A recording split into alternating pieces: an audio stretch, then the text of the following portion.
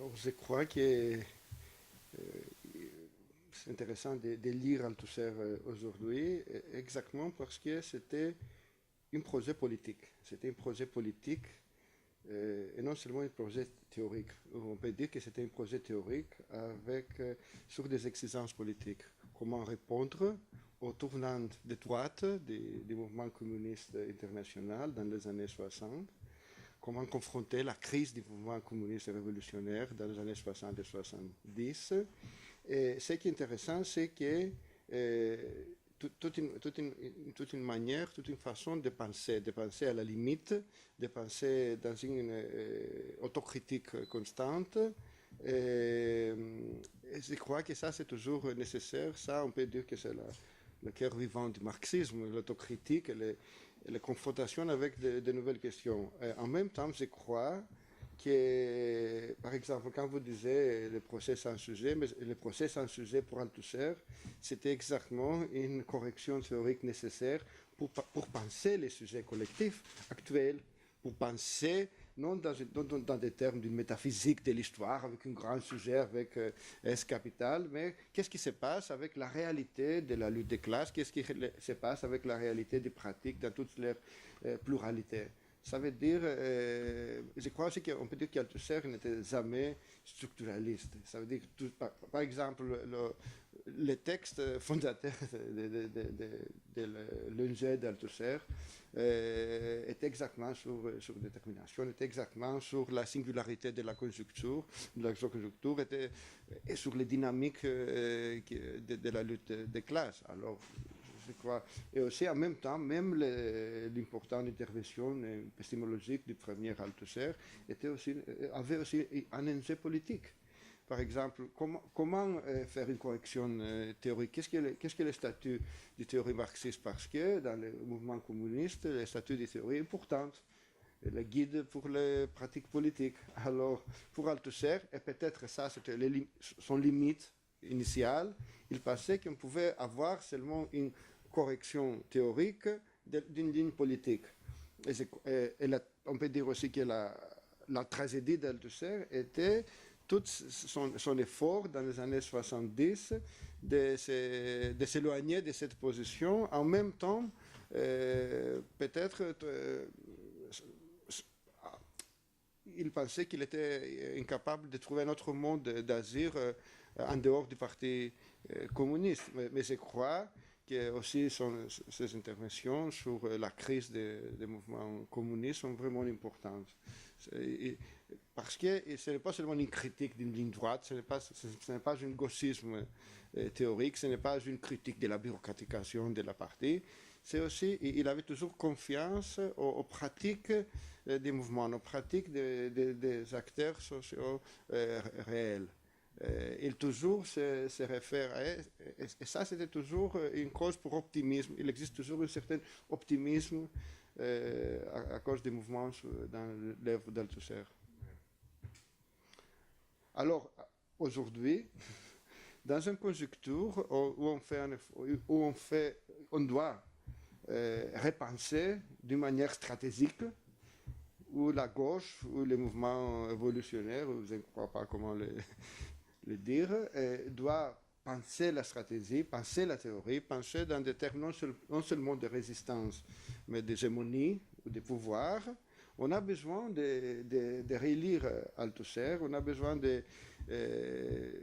certaine refondation des théories marxistes. Je crois que l'œuvre d'Althusser, même dans ses limites, même dans ses contradictions, même dans ses silences, est vraiment nécessaire.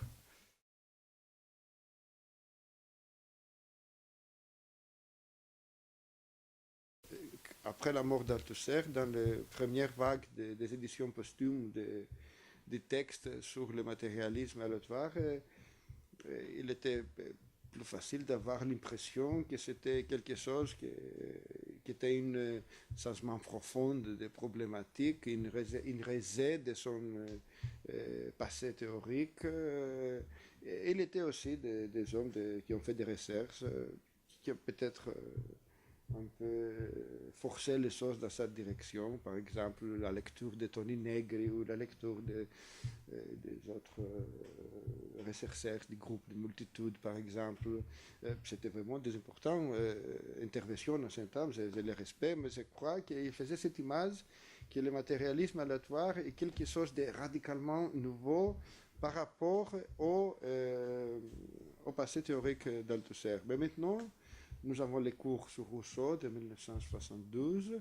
Nous avons les cours sur Machiavel et nous, qui était un livre, ce n'était pas seulement des cours. Nous avons l'initiation à la philosophie pour les non-philosophes.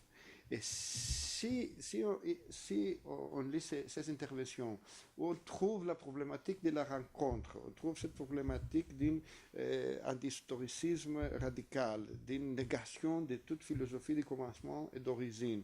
À côté, ça c'est l'important, des interventions politiques d'Althusser des années 70, tout cet effort de faire une critique radicale, une critique de gauche au mouvement, à l'opposition des partis communistes français, aussi des mouvements communistes internationaux, par exemple les interventions sur la crise du marxisme, les interventions autour du 22e congrès du Parti communiste français, où l'important pour moi, ce n'est pas seulement une critique de la bureaucratie ou une critique d'un tournant droitiste de la direction des partis communistes. L'important, c'est toute cette confiance qu'il a au potentiel venant du mouvement de haut, toute cette position qui est dans les marges de la société capitaliste actuelle, dans les luttes, on peut voir émerger de nouvelles formes, de nouvelles configurations sociales. Et si on articulait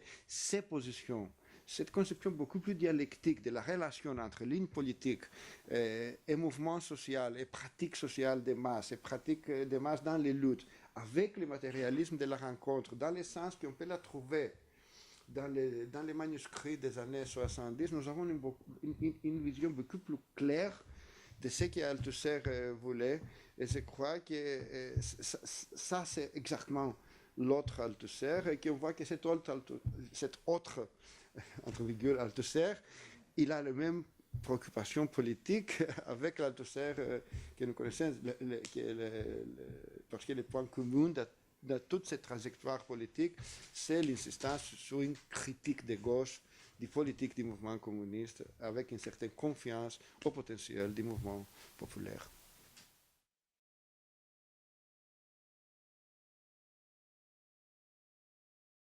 Alors, je crois que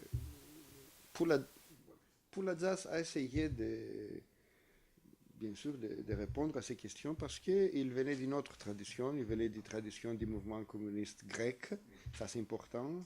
Et je crois que Pouladjas toujours pensait en termes d'une théorie d'État et aussi d'une théorie de politique en même temps. Je crois que Pouladjas, c'était les élaborations de Pouladjas sur l'État et en particulier son conception relationnelle de l'État, du pouvoir étatique comme une condensation de force. C'était vraiment génial, c'était vraiment dialectique, et c'est vraiment un point de départ, à mon avis, pour toute théorie de l'État. Et aussi les élaborations qu'il a fait sur les rôles de l'État, dans la production de la division entre travail manuel et travail intellectuel, son conception du rôle non seulement politique ou répressif, mais aussi économique, idéologique, et même, on peut dire, cognitif de l'État comme producteur de connaissances, comme producteur, comme un point nodal dans le développement des stratégies. C'était vraiment une conception importante et qui à mon avis, on peut l'articuler avec la conception des appareils idéologiques d'État, cette conception des appareils étatiques, non comme des instruments, mais comme des dispositifs matériels pour la production des résultats politiques, stratégiques et idéologiques. Je crois que c'était vraiment important.